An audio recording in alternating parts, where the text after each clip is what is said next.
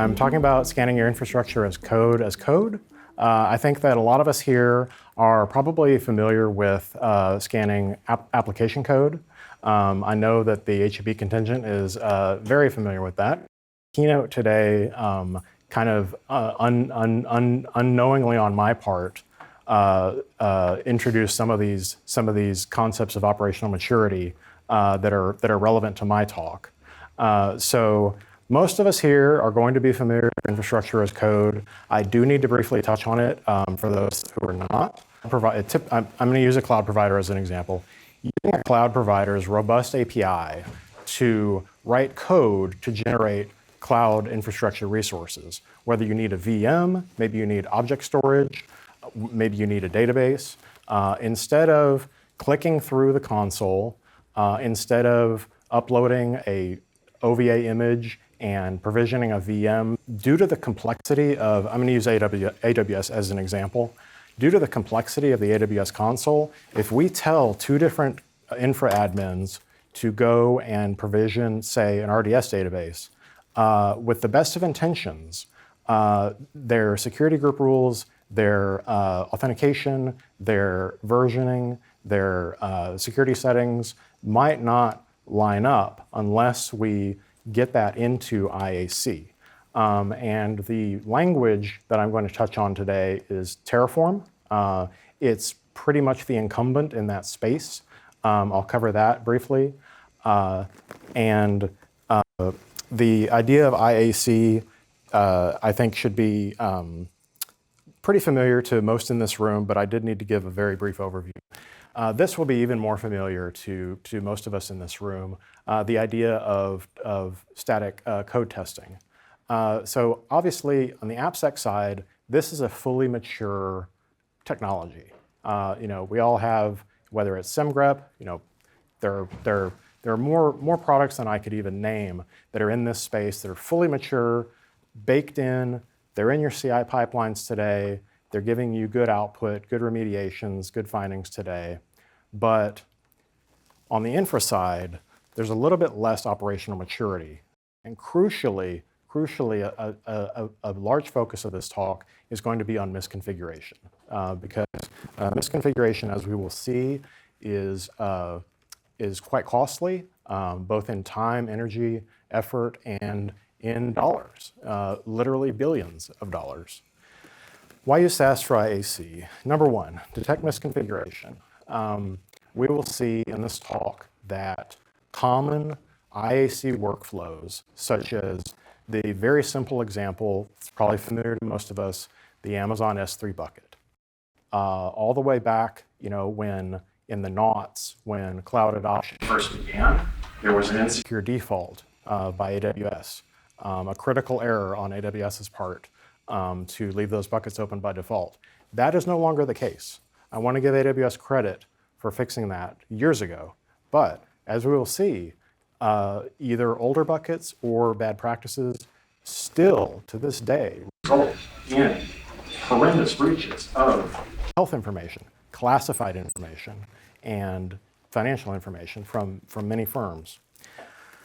SAST can also guide best practices, can assist for onboarding. Speaking personally, with a background in infrastructure, if I come into a new environment and I'm not familiar at all with what's out there, I can go and I can look in the AWS console, right? I can see, some instances, some databases. But if there's code that describes those resources, my onboarding is massively accelerated because I can see exactly what was provisioned and how, and I can immediately start to, if I need to make a change, know that I can do that in that IC. Misconfigurations can be detected. You can enforce a little bit of policy as code to make sure that your developers, for example, if they're working on an AI project, for example, depending on the Python libraries that they might be using, they might feel that they need a GPU instance. Whether or not that's the case, you would want to guide them on what is permissible to provision, because you do not want an unexpected six-figure AI instance bill. Shift left is a crucial focus of this talk. Please don't get hung up on these arbitrary numbers, like the 640x number. That's made up, but it's larger than the 1x number. And that's the critical takeaway from this graph. The methodology here, this research has gone on for decades. I think it's a pretty well-established, regardless of the numbers, I think it's a pretty well-established pattern that the earlier that you can catch a bug, the simpler, easier, faster, quicker, and cheaper it is to fix it. And in infrastructure provisioning, it can cost, I would say, even more once it goes out live, especially if it's a misconfiguration. So this is something I'm gonna really focus on. If I'm creating an S3 bucket using Terraform, and I am just deploying it straight off of my laptop, no checks, and maybe I attach a public ACL because I think, well, a few people in remote offices, for example, are going to need access to this bucket, so I go ahead and attach a public ACL. Then weeks, months, or years later, we start to hit that 640x point where turns out they've been putting some financial data in that bucket. Turns out they've been putting some PII in that bucket, and it's been found. And we have a breach, we have litigation, and we have, again, we will see literally billions of dollars in costs for that very simple error on my part. And to be absolutely clear, I have made these errors. Actually, Boyd even knows this. Boyd was there when I left an Elasticsearch cluster open. Now, there was no dollar impact, there was no sensitive data, but it happens when you're trying to get the info up that the customer needs. That was an IAC tool. It was Chef back in the day, if anybody remembers Chef. But to give credit to Chef, they did launch a testing tool, Chef Inspec, which was kind of one of the first forays into this area. But at that time, I and my team lacked the operational maturity. Yes? Inspec didn't exist then. It was 2 years later that Inspec was born. Okay, well, Boyd's trying to be nice and cover for me. But I lacked the operational maturity to test that code and to perform a very thorough threat model and security analysis of that code. The only thing I'll say in my defense is that there was no security team. It was me. I was deploying everything. So shifting left is a crucial idea behind running Checkov before you even commit, much less deploy your infrastructure. This will be familiar to everyone. I don't necessarily agree with some of the characterizations of some of these headlines, but I think they give a broad overview of the fatigue that even the public has at this point with these levels of breaches. I'm gonna use the S3 misconfiguration as an example, but I do want to be clear that that we're going to face, and this is speculation on my part, a little bit. Sorry, it's partially speculation on my part, that we're going to face a second wave of this level of breach because of publicly accessible cloud databases that do not use, in the example of AWS, do not use IAM authentication. They just use plain passwords. And so even if it's TLS, modern password cracking capabilities have advanced exponentially versus the ability of common open source databases to block offenders from attempting to crack those passwords. So if your company has a publicly accessible cloud-based database, or actually any publicly accessible database, and its only protection is a password, I don't care if the password's 20 characters long. I don't even care if it's 30 characters long. With modern methods, we're going to see a second wave of this type of breach. Hopefully not as bad, but of publicly accessible cloud databases that can be cracked because they're not blocking repeated attempters. This talk is primarily on Checkov. Checkov is an open source tool that can scan all of these IAC tools. Checkov is not the only entrant in this space. It is a free Apache 2 licensed tool that I have personally used with great results. My team has used with great results. It supports Terraform, which I'm using Terraform as an example in this talk because Terraform is in some ways an incumbent in the space. We all remember Puppet, we all remember Chef. The world has moved on. You know, Salt was there for this brief flash in the pan. You know, God bless him. And then you know, next year, year after, maybe everybody goes to OpenTofu. You know, maybe it's system initiative. You know, who knows? The industry moves very quickly, and I believe Checkov will closely follow that. They also support Helm charts, Kubernetes, Docker files, and out of the box, you get all the checks, and if you point it at a directory or a repo, it automatically scans everything in it that is capable of scanning with zero configuration. I'll emphasize that point of how easy it is to get started. Terraform is effectively the incumbent, sort of a follow-on to the old Puppet and Chef models. It's a declarative language. So for my background is in system administration. I'm not a real developer. Don't tell my coworkers. But I was never trained to write, for example, unit tests, functional tests, anything like that. And I love Terraform because it's declarative. There's just as much logic as I need, which to be clear is very little. You know, if hostname matches X pattern, execute Y. If IP is in X range, execute Z. And it's super low barrier to entry, outstanding public docs and training from the vendor, but also critically open source. We will address carefully the licensing considerations around using these tools. What can Checkov check? We'll spend a little bit of time covering some common checks. I want to highlight these for two reasons, because these are there's a kind of a very general guideline you can use in evaluating these, which is the number of the check, because they were added numerically as Checkov was developed. So for example, the third one, AWS 3, ensure all data in EBS volume is securely encrypted. So number one, that's a best practice. Number two, it's going to be flagged on Security Hub if you don't do it in AWS.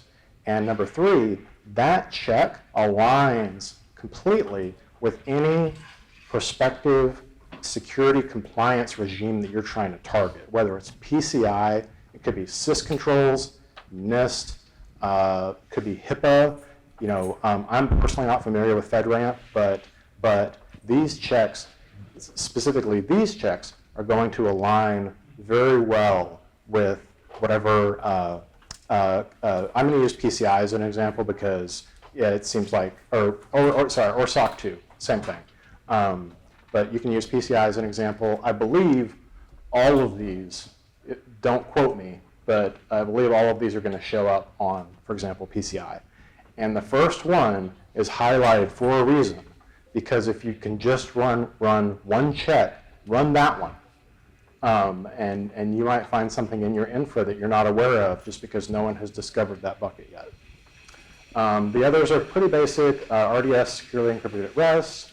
I should have also added like RDS like TLS encryption in transit, for example.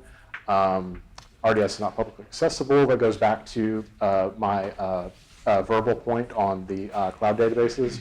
And then the bottom two are crucial as well for attack surface. No one wants, in 2024, no one wants or needs OpenSSH or OpenRDP, ever. It's not worth it. So push back on anyone who is saying that eases that eases their ability to work from coffee shops, because guess who else is working from coffee shops? Yes. Taking questions? Absolutely. Please interrupt me. So you go back. Yes. So the open from port 22. Yes. So how does that impact the Bastion host, especially if you're running ephemeral Bastion hosts? I would imagine that you're still going to have SSH open to the world. So you're just moving the port, or how it?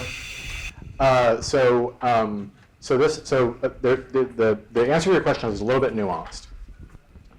This check is only for this port. So the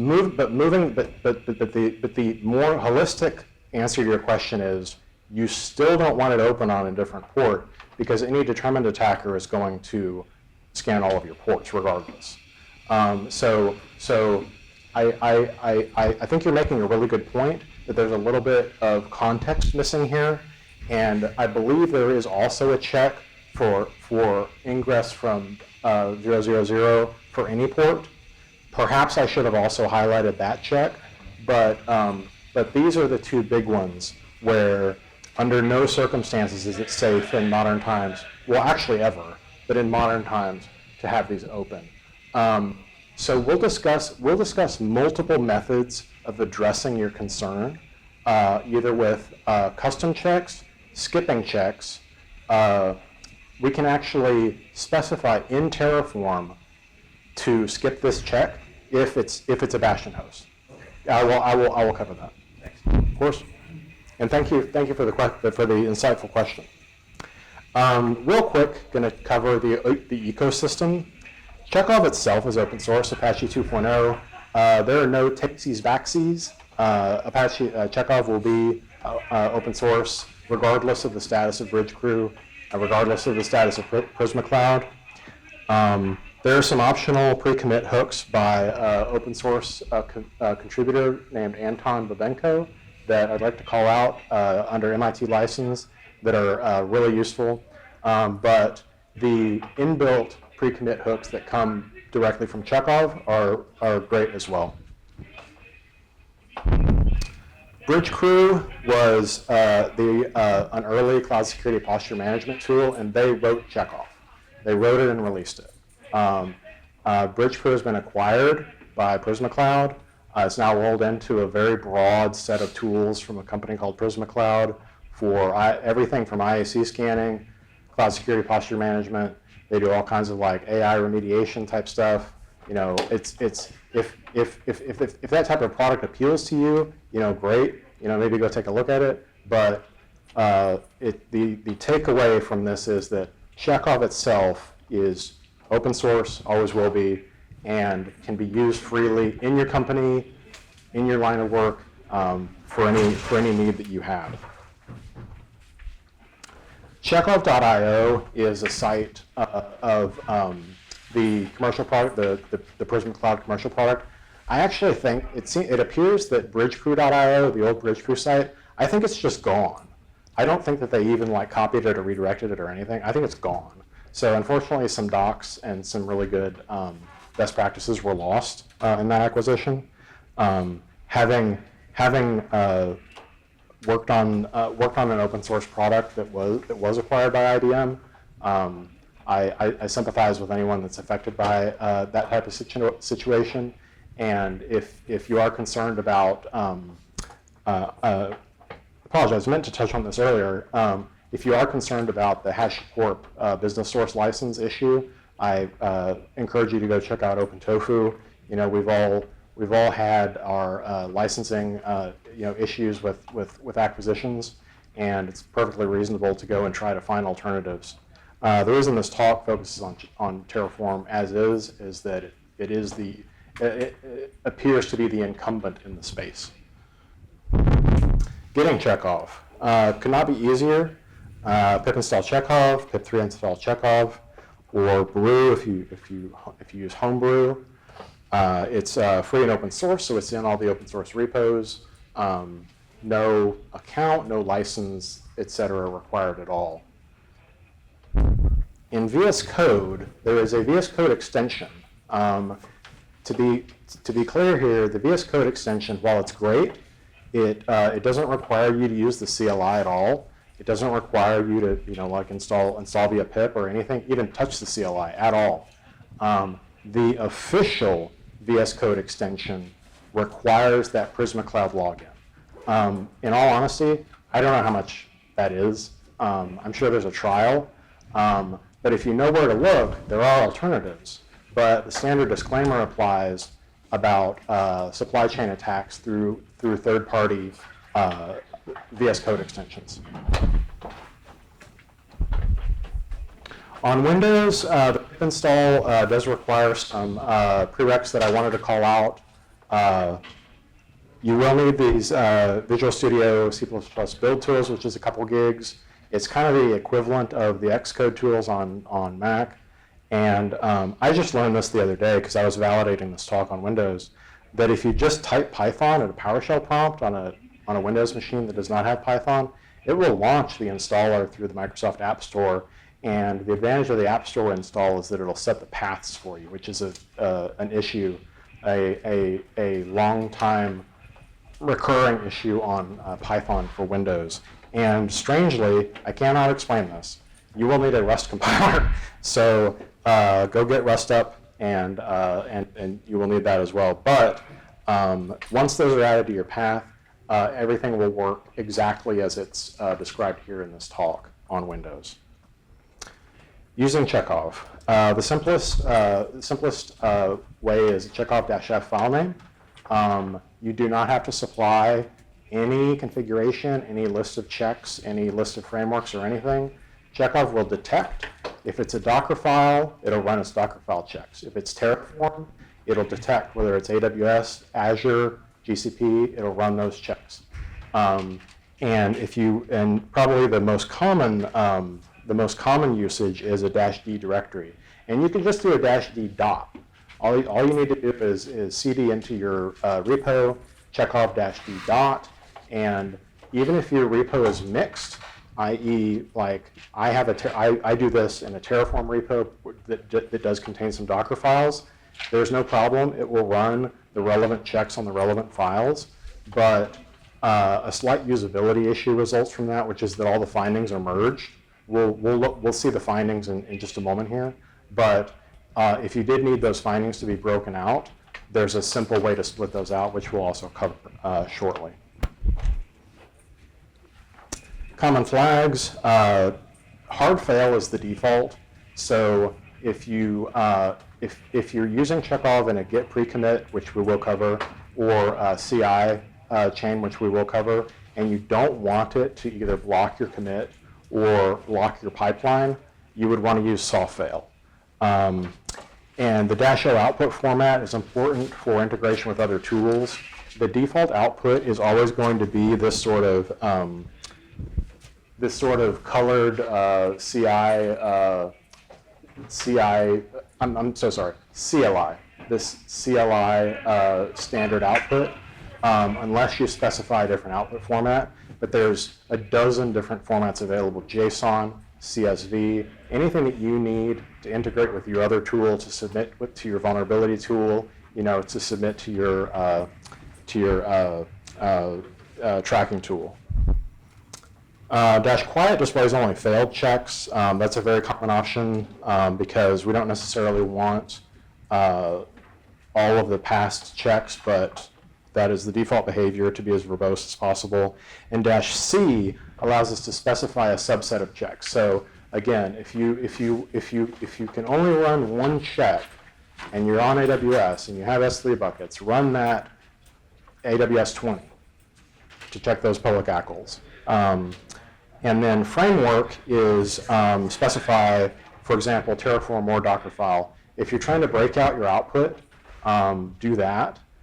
So that you get one output file of your Terraform issues and then one output file of your Dockerfile issues. Otherwise, they'll be merged together, which, if you're just doing it on the CLI, is great, but if you're trying to integrate those with other tools, you would want to break them out. And we will cover how to create a config file so that you do not ever have to type any of these CLI command, or so that you only ever have to type these CLI flags once, ever. The .checkov.yaml in your repo what you can do is type out this. You'll see it's a YAML file, but these are literally just the exact same CLI arguments. It's a YAML file, but it's just a list of CLI args. And there's a command line flag that'll say export config. And then it'll take everything that you, let's say, for example, you list out Checkov-D, dot, framework Terraform, checks, CKV, XYZ, et cetera, quiet, compact. And you can say, export config. It'll drop that in. It'll automatically create your Checkov.yaml, and then you're done. From that point forward, you can just run Checkov. It'll execute your Checkov.yaml. It'll do exactly what you specified on that first run. Again, with the theme of a very low barrier to entry and standardization across different developers, because developer A might pick a different set of checks, or might feel, and I'm going to talk about this in my own case as well, might feel that one check is maybe not that useful, which is perfectly valid, but skip it. The developer 2, or more importantly, their manager, might feel, actually, we want all these checks. To Boyd's point, this code block, the top, is the actual Terraform. So Terraform, Checkov is deeply aware of Terraform code. That comment, Checkov skip, CKV AWS 20, that's the public ACL check. So we're telling Checkov that this has to actually be a public bucket, and then we're adding our own suppress message. The suppress message or comment will appear in the output. The bucket is a public static content host. So that is going to be a real world requirement. You're never going to be in a situation where you have absolutely perfect code that passes every single check, because maybe your RDS-DB uses password authentication. That's perfectly fine, but it will fail a check.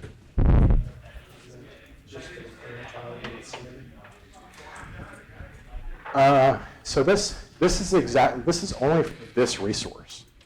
So you could have any number of S3 buckets, and any others that have public ACL will fail. Yeah, it's very granular. Yeah, exactly. So I wanted to make sure people were aware of the robust and granular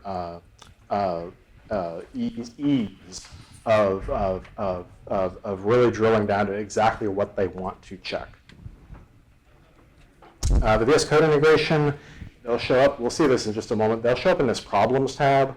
I actually never noticed this tab before, but it's under the current pane. If you open a terminal, this bottom pane will pop up, and the leftmost tab is the problems tab.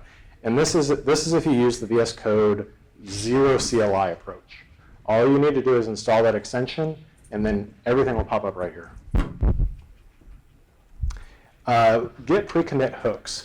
In our discussion about shifting left, this is kind of as far left as you can get.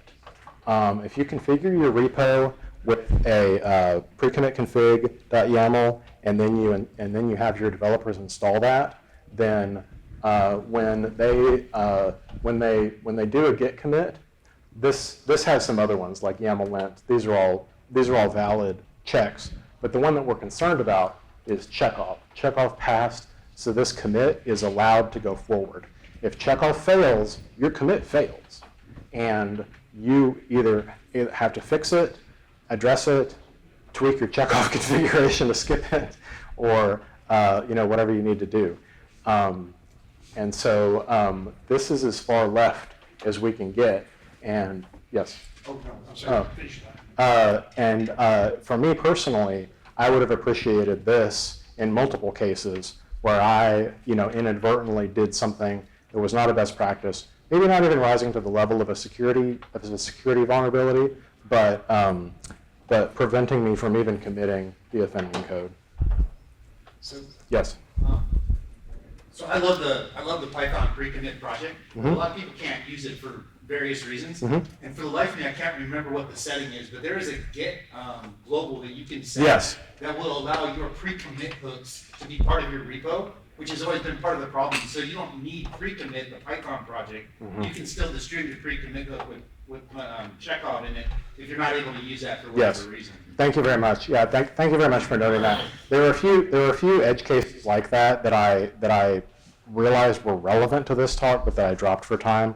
I really appreciate Boyd's bringing that up. And at the end, we can go through some checks. I can run a live demo if there's interest in that. But I'm really trying to keep on target. Let people go to lunch if they need to go to lunch as soon as possible. So CI/CD for infrastructure as code, a little bit of an advanced topic, not so common in my personal experience, but very valuable in this case because through CI for Terraform, for Checkov, you can enforce a known codified set of checks. If you're running it on your laptop, like I said, and I in fact literally to this day am guilty of this myself. If I don't agree with a check's validity, I'll skip it in my local config, right? But if you're running through CI, then you have a known set of checks that are. This is actually running all of them. But we'll cover scenarios where you can specify checks to run, and this will hard fail. Yeah. So since soft fail is not specified, this will hard fail, and block your pipeline, so that your IAC never gets to main. So hopefully it never gets deployed, even if it's not. To be clear, even if it's not actually deployed, by your pipeline. Yeah, so the output, this is the same CLI style output. So, and you might want to use quiet, you might want to use soft fail so that you get the report, but so your pipeline doesn't block on a failed check. Because we'll see there's some checks that are more stylistic. Some Terraform AWS examples. I'm only using AWS because it's just a very common public cloud. People have general familiarity with it. So this is AWS 186. Ensure S3 bucket object is encrypted by KMS using a customer managed key CMK. So this is the finding, and this is going to give you the exact resource in your Terraform and the exact line number, and it's going to give you a policy reference doc to describe the reasoning behind this check. This check is an Amazon promoted best practice. Now, this check is not typically required by, for example, a compliance regime. Typically, the S3 AWS managed KMS key is adequate for encryption at rest in S3. But because this is a promoted AWS best practice, there is a check for it. If it occurs in your environment and you don't want to see it, trivially simple to not run this check. Similar thing, which most people are going to want, is secrets detection. You can see by the numerical designation, secret 2, that there are a lot of people that are still committing AWS access keys. And so, again, we've got the file, we've got the line number. It obfuscates the key for obvious reasons, and then gives you a document explaining why we don't want access keys in Git.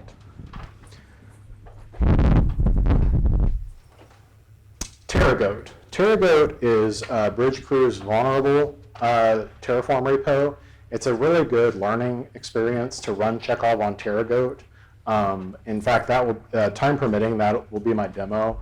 Probably if I go over just a minute or two, I'll show that at the very end, pending questions, because it'll show like 100 failures of all different types. And it can be really insightful and useful to see what fails. And I wanted to show, this is the VS Code plugin. So this is the output format. This is quiet, compact. So you'll only get the description and the check, but you'll still get the line. And it's per file, so the file will be at the top. This was run on TerraGoat. As we can see, it was run in the Terraform AWS directory. And we can see in TerraGoat, there are tons of problems. But I want to highlight a few, such as this line, AWS 189. That's an AWS best practice, but that's not necessarily a requirement by your organization. So we might need a Checkov.yaml that skips that in this case. And then to Boyd's earlier point, there's another check that the default security group of every VPC restricts all traffic. And there are multiple checks along these lines. We have the same thing to port 80. Now, this is a good example, 260 is a good example of if you have a web app that you're running with, for example, maybe no WAF, maybe like nothing in front of it, maybe you don't have an NLB in front of it for whatever reason, then you're gonna hit this check specifically because AWS wants you to only operate on HTTPS. They want encryption and transit on everything at all times. But if you have a legacy app, if you have a need for that, skip the check. Completely possible within the tool. And this is the zero CLI VS Code plugin option. And this is just a TerraGoat finding. This is the full breakdown of that default security group. AWS, the reason I'm highlighting this one is when you create a VPC in AWS automatically, or up until very recently, created a default VPC, and then would immediately issue a security hub finding telling you to delete the default VPC that AWS just created for you. So it's a little bit of mixed messaging on AWS's part. I do understand that they want people they want a low barrier to entry, and maybe creating a VPC is a barrier. But then immediately turning around and showing it as a security hub finding, I mean, it is a valid finding to be clear, but useful as a Checkov check because you need to be aware of it. If you do have a VPC and you are actively using the default security group, then be very careful. That's the way I would characterize it. Be very careful if you're using the default security group for the default VPC, because it's by default it's completely open. Checkov baselining is a way to establish a known good baseline. I should do this. I'm too lazy to do this, but I should do this instead of skipping checks, because what it does is you run it. You run create baseline. The example that I would like to use that I use personally is I have some older code that I wrote in my first week in which security group rules do not have descriptions. That's a Checkov finding. It's not insecure. It's not. It's valid code. It's a best practice to give a description to your security group rule, obviously. And I think it's a valid check, but it's a stylistic check. It's not a security check. So I skip those because I'm too lazy to go back and add descriptions, which I should just fix. And then from that point forward, if you have a legacy code base, you inherited maybe some code that had a lot of those stylistic issues, you could create a baseline, and then from that point forward, utilize that baseline to catch new issues. Once those known checks are set in the baseline, they'll be skipped from that point forward. But you won't be skipping the check itself. So if another developer or someone in the future comes along and maybe they add a new security group rule, and it lacks a description, and you want that finding because you want them to do that properly that time, it'll be outside the baseline, and it will show up. I wanted to very briefly touch on, this will be the last slide. I wanted to very briefly touch on Hashicorp Sentinel, which is an adjacent tool. It is not an equivalent tool, but it is adjacent. If your organization is a Hashicorp Enterprise customer or you use Terraform Cloud and you're interested in policy as code, I recommend checking out Sentinel. It can do some of the policy level enforcement that Checkov can do. And more important, the specific reason I'm calling it out here is it can do that in the platform, like in Terraform Cloud. You can say you cannot provision a GPU instance, and so in the case where you wanted the tightest possible policy control, and if you were an existing HashiCorp customer, then this would be something that I would check out. It's not a replacement or anything like that for Checkov, but it aligns closely with it. And if you're already using HashiCorp Enterprise, it's really promising. Okay, I think I'm down to a few minutes for questions. And then if anyone would like, I'm happy to interactively run Checkov on Terraform and show the full output of that. Or we can all go to lunch. Okay, I'm a lunch promoter too, so thank you all very much. I really appreciate it.